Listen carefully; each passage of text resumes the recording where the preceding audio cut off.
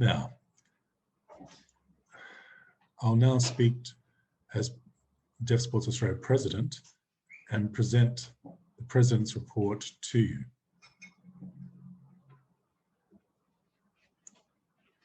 So in summary, there are a number of highlights.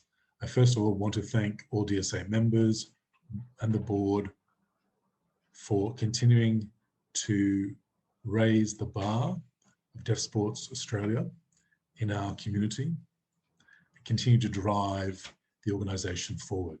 There have been many challenges, particularly in late 2019 with the natural disasters throughout Australia, the Australian bushfires. They took a huge toll. It's a very challenging time for all people in Australia. And then in early 2020, the world was introduced to a new global disease, the coronavirus, that it has impacted everyone all over Australia and the world. This is a profound challenge. At the same time, has shown how the community has come together, garnered support, connected, and used a lot of innovation to overcome this new disease. Through technology, we're able to show that we can connect. Technology is a wonderful enabler.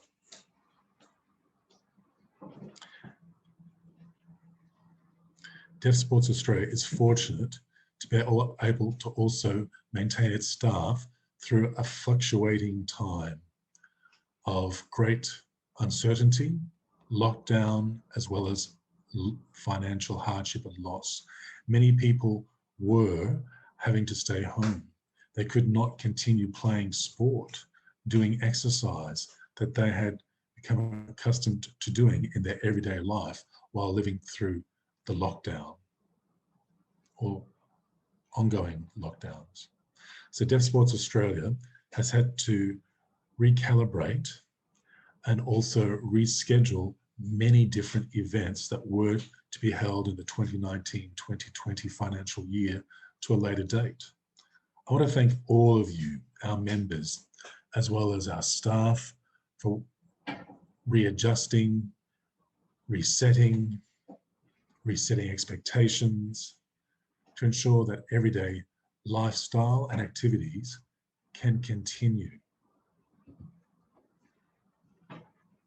On the staffing front, I'd like to thank Sherry Beaver, who was our Media and Communications Officer. Sherry has stepped down and resigned from the position to take up a Deaf Victoria position and continue her formal studies. So on behalf of the board, I'd like to express our deep appreciation to Sherry Beaver for really amping up Deaf Sports Australia's social media presence, information, and being innovative in different ways that we could collect and disseminate information. You've been truly innovative, Sherry. To thank you for all your work and also for the smooth transition and handover to our new officer, Laura Townsend, who's our Media and Communications Officer. Thank you, Sherry, for your wonderful work, and we wish you all the very best in your future endeavours. And we look forward to seeing you again at Deaf Sports Australia one day in the future. Now, Lauren Townsend also has a position as a Sports Development Officer with New South Wales Deaf Sports. Lauren has dual records. So Lauren, we wish you all the very best. At the same time, we want everyone to be able to contact Lauren regarding all relevant matters in your two different roles. So we wish you the very best in both roles moving forward. Lauren Townsend will be also replacing Scott, who was our Deaf Sports Australia, Deaf Sports New South Wales Administrator. And we'd like to thank Scott for his work during Deaf Sports New South Wales. Now, Gary Westball, also that you'd be familiar with, was our General Manager for Deaf Sports Australia and has now transitioned into a new role as project manager. Gary is working with the Australian Deaf Games Organising Committee with finance and budgeting, providing advice to the Deaf Sports Australia board about funding as well.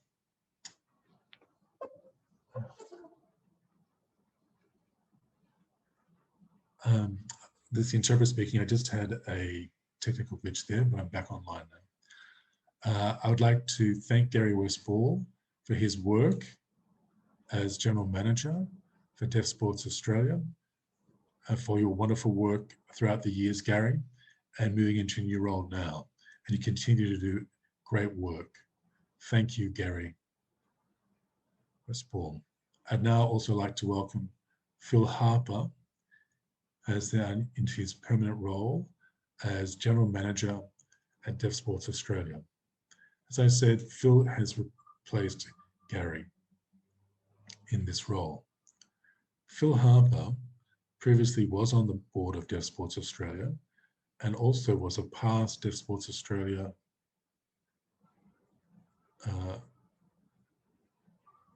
chairperson. He brings a wealth of knowledge in the deaf sports field, technology, business management and administration. Thank you, Phil, and welcome. As you know, Deaf Sports Australia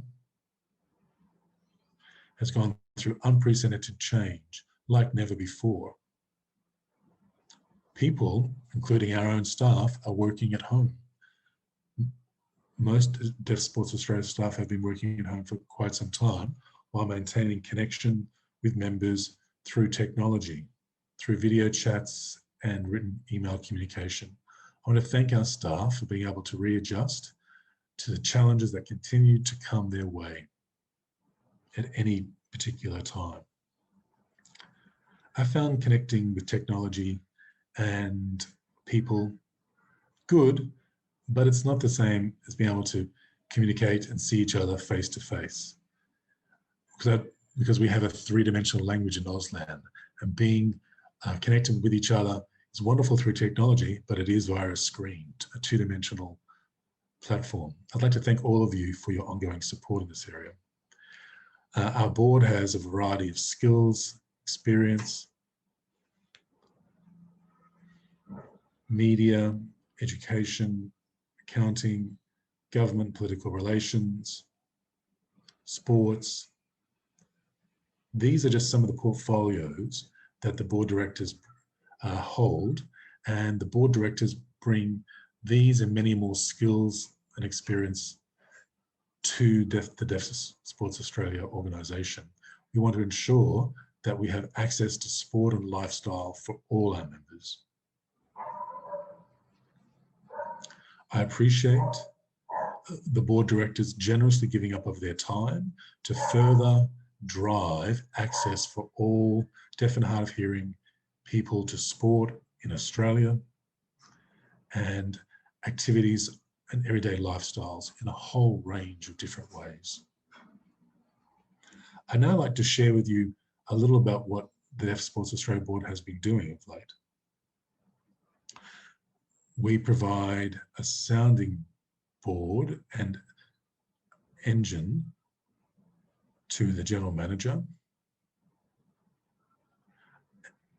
in terms of leading the direction of Deaf Sports Australia, financial management, accountability. One example is we have recruitment of staff.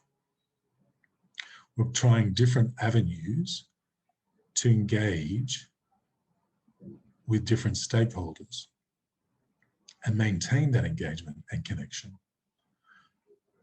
We believe that community engagement with stakeholders is vital. And we're providing advice to our General Manager, and he in turn also provides advice and input on how we can improve and strengthen our future strategic direction of this organisation. I'll now will share a few highlights with you from the 2019-2020 year.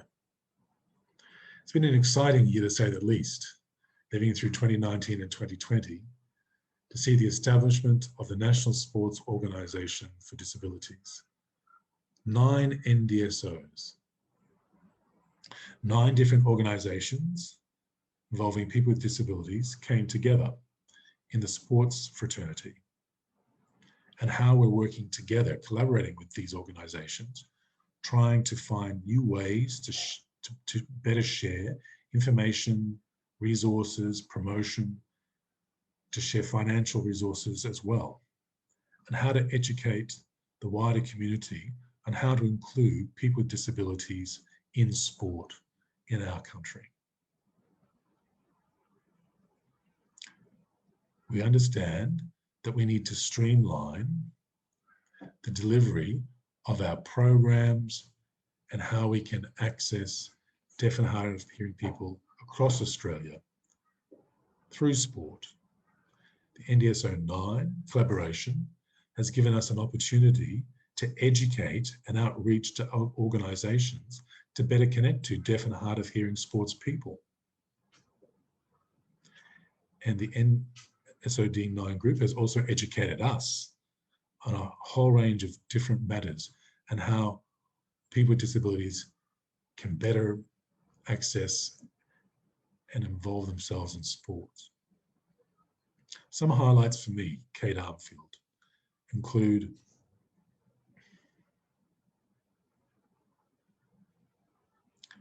the Deaf Sports Australia Sports School Program, the SSP. And that's a legacy activity of our former deaf program, Deaf Kids program, which Irina Faranici led and delivered as our Sports Development Officer, going out across the country, visiting children in schools, encouraging them to access sport. If you're deaf or hard of hearing, it's okay, get involved in sport. So I want to acknowledge Irina Faranici's planting of that seed and this program becoming a reality, and for it to continue on for deaf and hard of hearing children throughout Australia, that they are deaf, they are hard of hearing, but to get involved in sport and lifestyle, and for them to learn about Deaf Sports Australia and to be able to play sport, and that their parents not to hold them back, but it's okay to be deaf and hard of hearing children can do anything and doors can be open to them, including through sport. Another program I'm really excited about, and I'm pleased to announce and speak about, is the Dsa Collaboration with 2 other organisations. These sports include Sports Inclusion Australia, SIA, and Blind Sports Australia, BSA. We're thrilled to be working with these 2 organisations. The 3 of us together have, similar to the NSOD 9 project, but we're 3 are working really closely with people with disabilities to get more involved in sport, to be able to lead an active lifestyle. We're looking and planning to share resources and develop new resources that enable people who are deaf or hard of hearing to engage, people with disabilities to engage in different sports, whether you be deaf, hard of hearing, blind, or an intellectual disability, to be able to be more involved in sports and an active lifestyle. We also are advocating to government about the need to recognise people with disabilities that want to be involved in sports and can lead a healthy, sporting, active lifestyle. Some other highlights from me.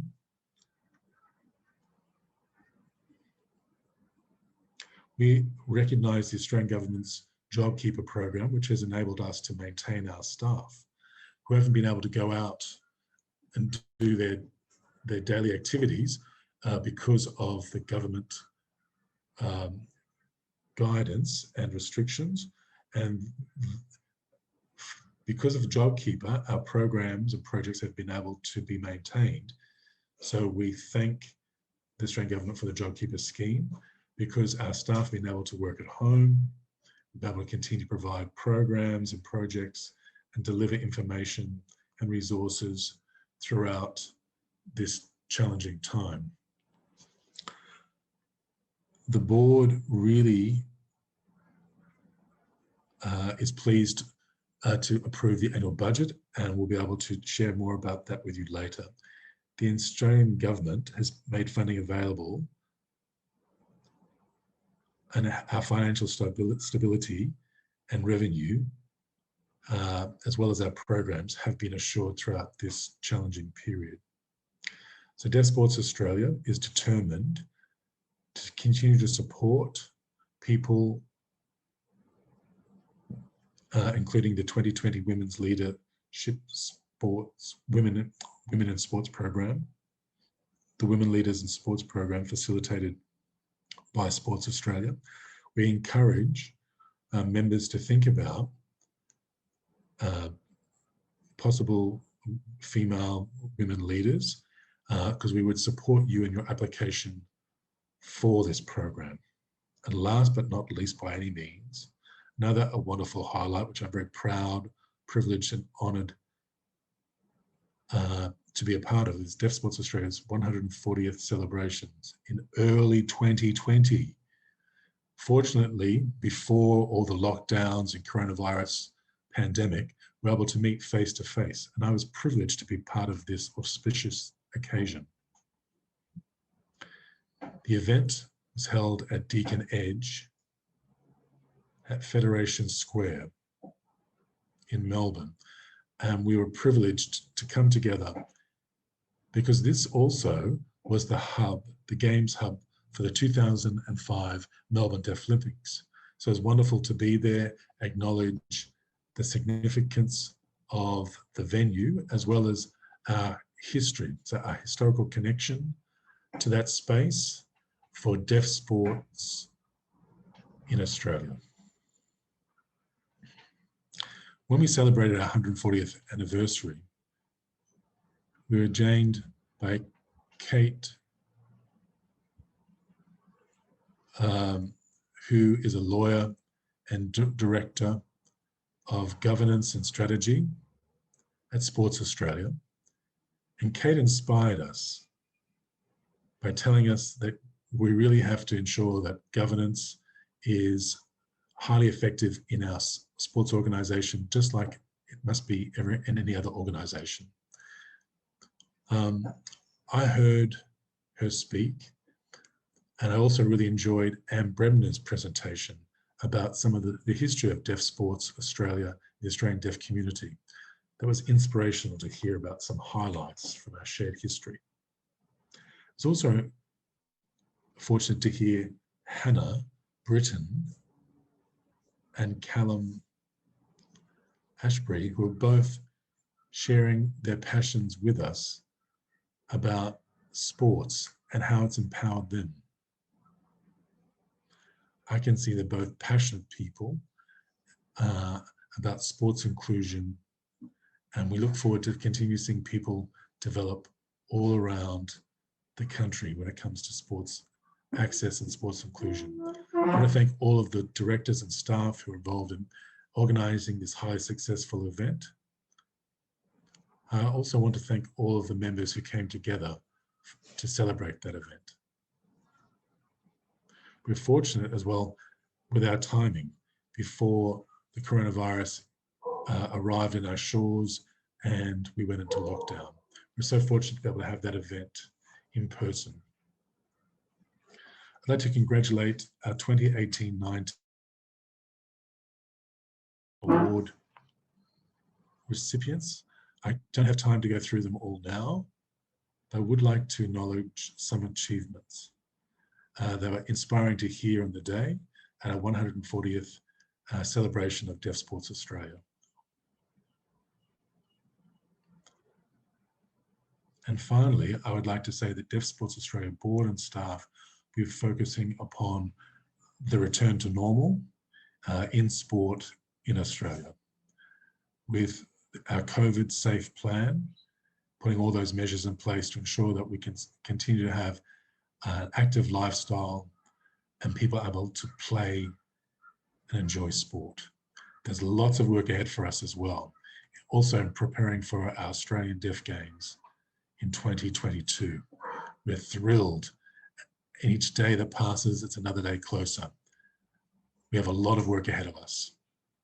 Now, finally, I'd like to thank all of you, our Deaf Sports Australia members, our stakeholders, the Deaf Sports Australia board, friends, family, supporters, for generously giving of their time, their skills, their efforts, to be able to see deaf and hard of hearing people continue to have healthy, sporting, active lives.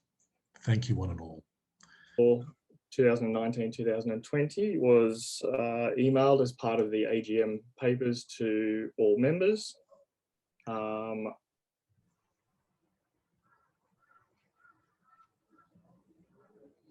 Okay, I'm seeing some chat about no video for either the interpreter or myself. Can anyone hear me?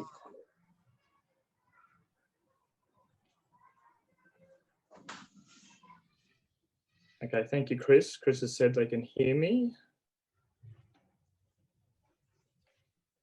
Thank you, Louise. Okay, I'll let Phil sort out the video. Phil, if we can just pop to the next slide, thanks.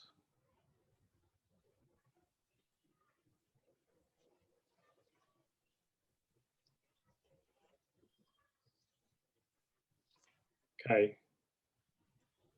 People are saying they can see me. I can see Paul, the interpreter.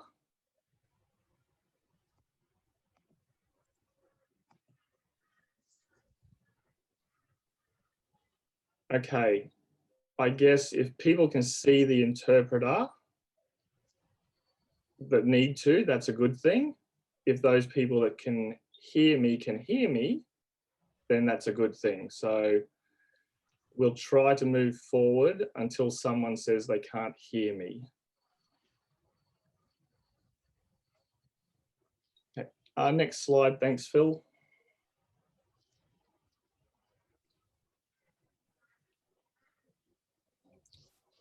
Thank you.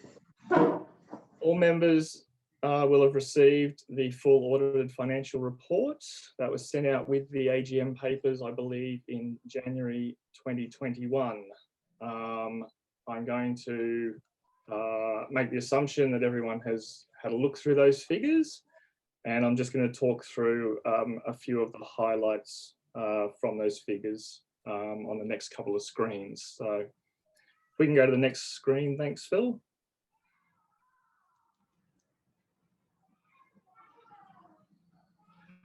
Obviously, DSA's biggest financial income comes from our program funding from Sport Australia. That's our funding we receive through Sport Australia and also the state governments that support DSRV, DSRQ and New South Wales Deaf Sport. So that's the total of our program funding. The collaboration and partnership grants are particularly related to what Catherine mentioned, the NSOD 9, and also the collaboration with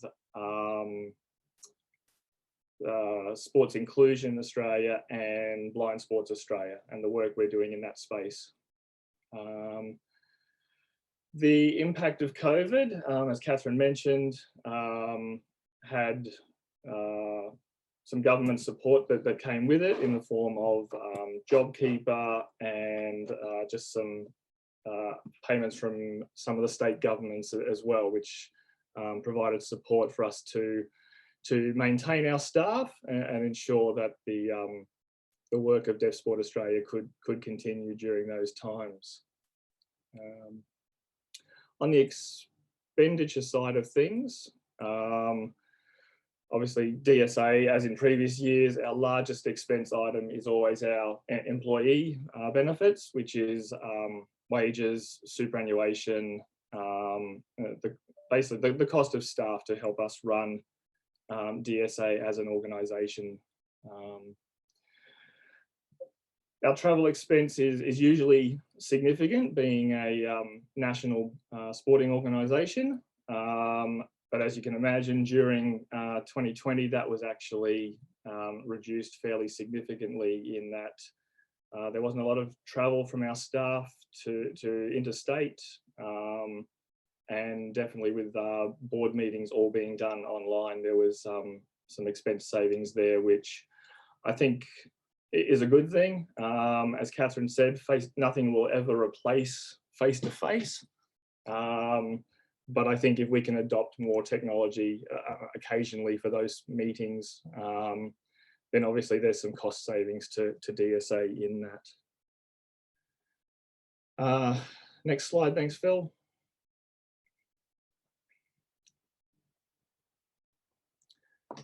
So out of all that, income and expenditure, we actually achieved an accounting profit this year of just under $30,000. And that compares to an accounting loss in 2018-2019 of $25,000. So obviously the JobKeeper was a part of that in helping us to attain that profit. But again, as in every other year, DSA, is not about making a lot of money, making significant profits. It's all about returning as much of our income as possible back into supporting the membership base in their sporting endeavours. The balance sheet shows a cash increase between 2019 and 2020. That is primarily from the cash we received from the government in JobKeeper.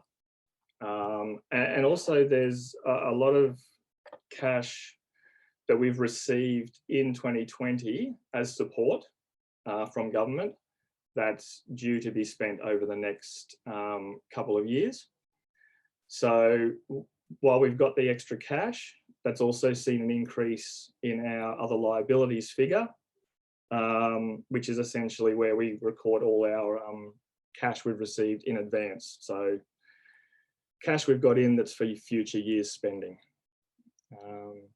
The other financial asset figure there is our term deposits that are held with various financial institutions.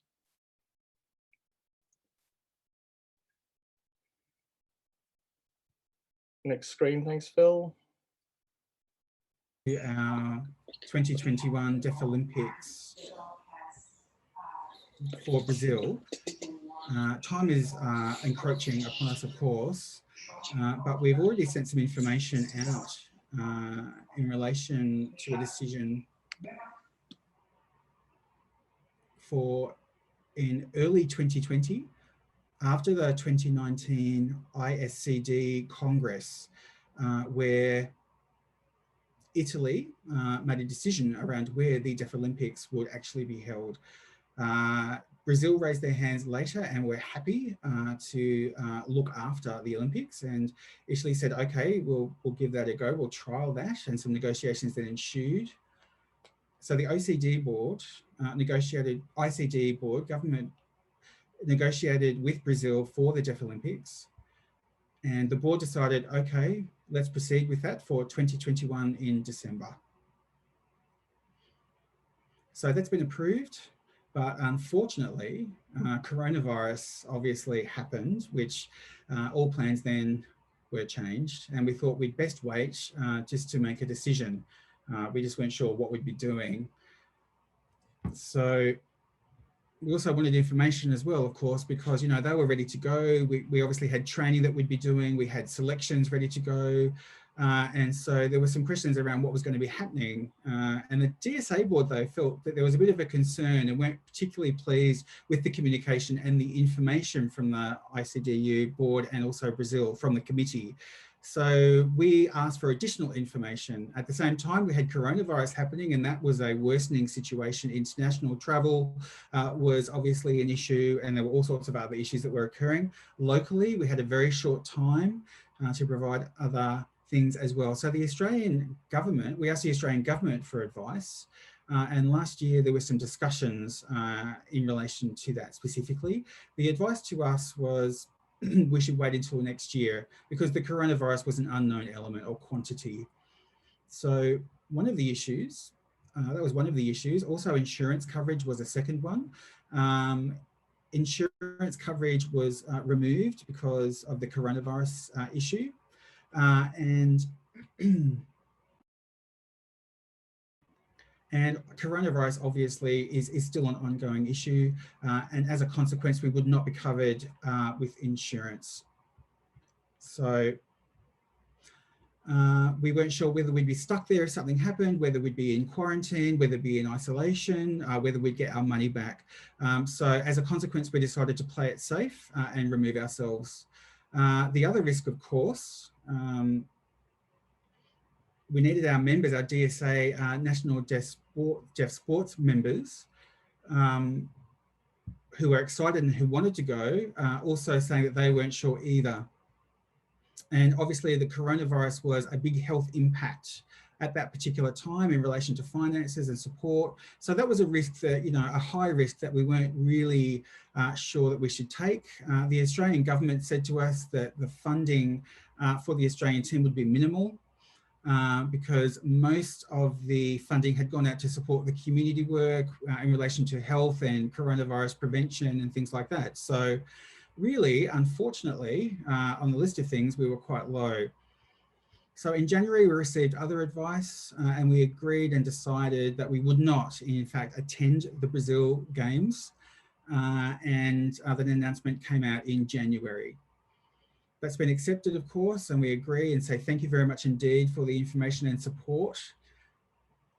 And thank you very much. We've also announced 4 days later that the ICSD Deaf Olympics, the organising committee, have actually delayed the May 2022.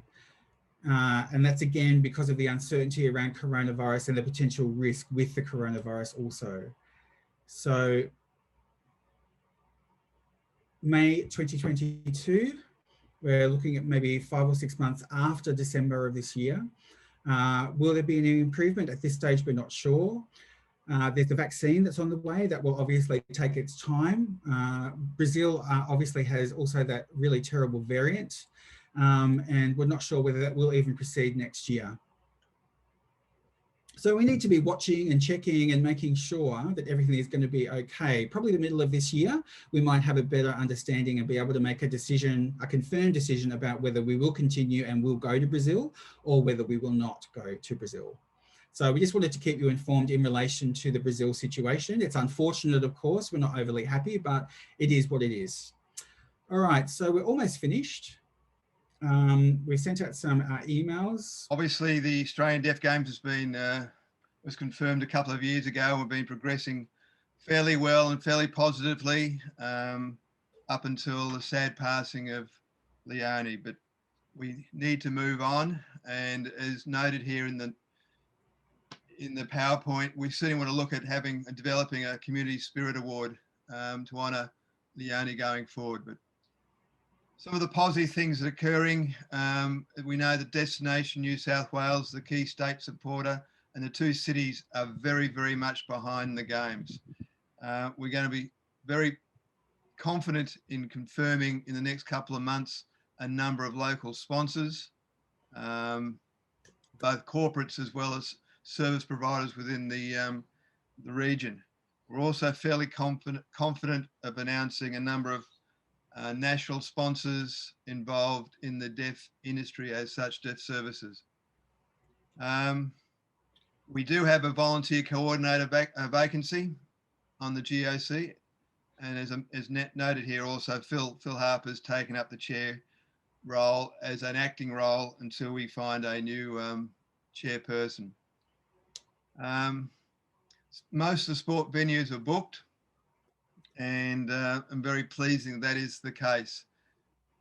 The opening ceremony is now being confirmed at the Next Entertainment Centre, which is in King Street, Newcastle, a 1,200 seating auditorium, and the Games Hub will be at that same venue for the 10 days of the Games. Very, very pleased with that. The registrations, online volunteer registrations is already open. Registrations for the Games will open on the 16th of April, on the same day as the 1 Year to Go event occurs. Newcastle Airport, as it mentions there, are on board, and obviously there'll be a lot of promotion happening out at the airport, as well as they're looking now at providing some transport from the airport into the two cities, Newcastle and Lake Macquarie. The closing ceremony is booked at what's called Spears Point on Lake Macquarie. It is going through a multi-million-dollar upgrade, and it will be outstanding, a venue for our closing ceremony. It will be very, very, very, very good. Both Newcastle and Lake Macquarie cities have put aside a good amount of money to run a coordinated Auslan and deaf awareness training programs over the next 7 to 10 months.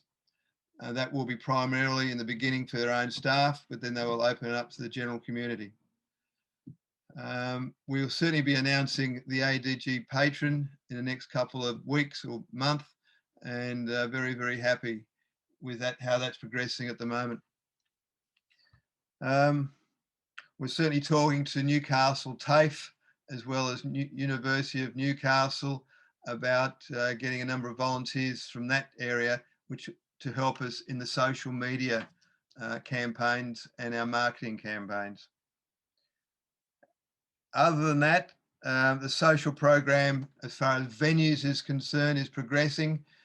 Newcastle Museum, Newcastle Civic Theatre, the 16-foot Belmont Sailing Club, Merriweather Surf Life Saving Club, and Club Macquarie are all venues where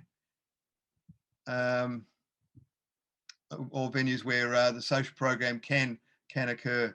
We'll be also announcing a number of accommodation venues that would suggest are preferred or recommended, but we'll certainly be allowing everybody to go onto the Newcastle and Lake Macquarie tourism sites where you can make your bookings as you feel free. We'll also be announcing a number of pubs or areas where they'll be sort of known as the Games pubs shortly, as well as the Quest Apartments will be which is in Hunter Street in Newcastle, will be the official Games apartments.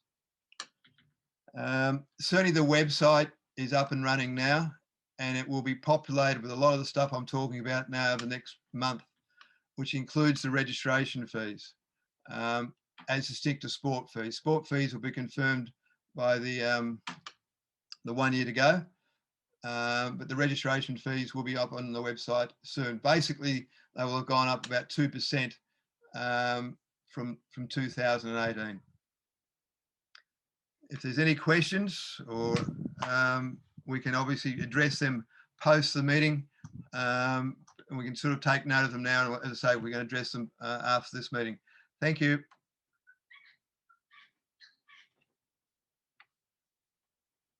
Inform you about that process. Just a quick brief last discussion in relation to invitations for the community. There were two ideas: the Australian Deaf Games, plus also the ODIA Games, which happen every 2 years. We were thinking that in the future there would be, there's been a lot of games, 2016, 2018 games, and then we had a break. And the reason for that is because we had to fit in with the International Deaf Olympics, the World Championships. Then they were cancelled, of course, and then things have been delayed. So our games were obviously a little bit askew because we had to fit in with that. So many people have asked, you know, we've been waiting for 4 years for national championships for deaf sports. So we're actually have been considering that. Obviously, it should be every 2 years. 2016, 2018 Deaf Games were quite successful. We worked quite hard to make sure that happened. So we've got both positive and negatives there. We've got the board volunteers. We had funding for that, sponsorship support, government support, interested community members to attend, and also the Audited Onania board, also that money that they have there was quite small. So we're unsure whether that will still be there in the 4 years' time. So we're actually thinking about that being every 2 years. And those games will be mixed, just like ADG plus specific strong sports for Australians for those Oceania countries. So for those sports, so volleyball and things like that. So we'll talk more about that later, but certainly we will have a close discussion and have a talk about that, maybe on Zoom or something like that. We'll make sure that we engage and discuss that with everybody and make an informed decision at the end of the year. So whether we're still going to continue that every 4 years or whether we'll move that to a 2-year process and swap it over. So we're not sure, but certainly we'll let you know and provide more information on that soon and contact you soon. Okay, thank you very much indeed. So I'll handball now over to Kate to actually close and conclude our AGM. I apologise for the length of time it's taken and the other things we've had in chat and some issues with Zoom, with the webinar. Hopefully next time we'll be able to have an independent Zoom meeting where we can discuss these things a little bit more in depth. Okay, Phil, do you want me to take over? Phil? Yeah. You okay? Okay. Over to you, Paul. All right.